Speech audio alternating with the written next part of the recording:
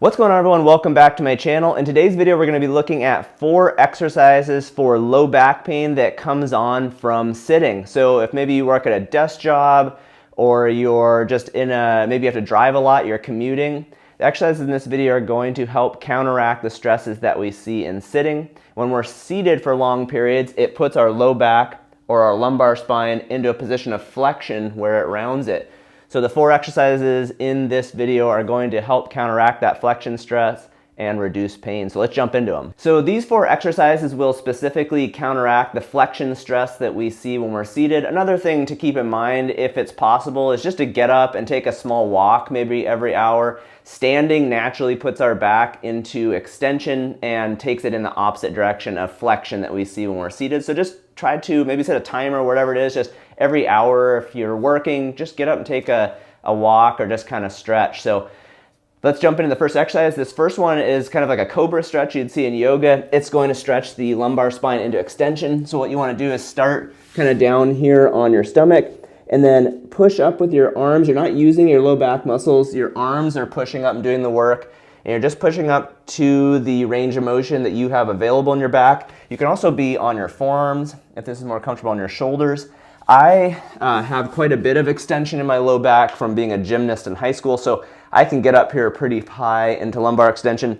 Most people probably won't get this amount, and that's okay. Just find what's best for you. And what you'll do is just hold for 3 to 5 seconds and then come back down and go back up again. We call these repeated extensions, and they're a great way to help stretch the spine into extension and give it a little break from that flexion position we see when we're seated. So just, maybe go for 3 to 5 of these. If you're seated at your desk or whatever, and you're just getting up and stretching your back, just do a few of these. You can hold longer too. Sometimes it feels good to hold for 20 to 30 seconds, and then just practice that stretch and the other ones in this video a few times throughout the day. All right, let's get into the second one. For exercise number 2, we're going to stretch our hip flexor muscles on the front of the hip. This is primarily the iliacus and psoas muscles. These muscles attach on the inside of the hip in the groin region, but then they go back, and the psoas muscle especially attaches on all of the levels of our lumbar spine, so L1, 2, 3, 4, and 5.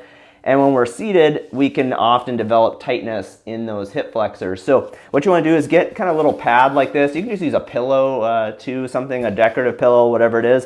You're going to put it on the ground. You're going to make sure to do this stretch on both legs. So the leg you're stretching, you're going to have that knee down. The other leg is going to step forward.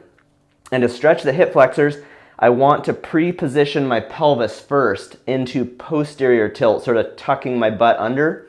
And to do that, I'm going to squeeze 2 muscle groups, my abs and my glutes. So if I squeeze my abs and I squeeze my glutes, my pelvis will roll into a posterior pelvic tilt. And then from there, I'm going to shift forward until I feel a stretch right here on the front of my hip. I don't want my back to be extending with this. That defeats the purpose of the stretch. So tighten those muscles, and then it's just a small shift forward to get a stretch right here. For muscle stretches, we'll usually have a general recommendation of 2 to 4 reps and to hold for 15 to 30 seconds. Maybe just, hold for that 15 to 30 seconds, switch and do it on your other side, and maybe you do 2 reps, and then again a few hours later you do these again, just to keep the area mobile and to help reduce back pain. So just hold there. When you're done, you can kind of let it go. You can switch sides, same idea, tuck, squeeze your abs and your glutes, and then lunge forward until you feel a stretch on the front side of the other hip, okay? So that is our kneeling hip flexor stretch. For exercise 3, we're gonna use a nylon stretch strap. I will put a link to this down in the description if you wanna get one of these. It's not a resistance band, it's a kind of a firm stretch strap. You can use a belt or a towel if you don't have one of these. The nice thing about this is it's got all these different loops, and for this one, we're gonna stretch our hamstring muscles, and we're gonna include a sciatic nerve mobilization. Again, when we're seated, we've got our knee in a position of flexion, and oftentimes people experience tightness in their hamstrings just like they do in their hip flexor muscles. So for this one, there's lots of hamstring stretch variations. I like this one. You're gonna lie on your back, the other leg out straight. Use your arms. You're gonna straighten your knee and then use your arms to pull your leg up until you feel kind of a moderate stretch here in the back of your leg. This does put the sciatic nerve on tension, so just pull up gently and find the level that's right for you. You can just sit here and do a hamstring stretch as a first step, again, holding somewhere in that 15 to 30 second range.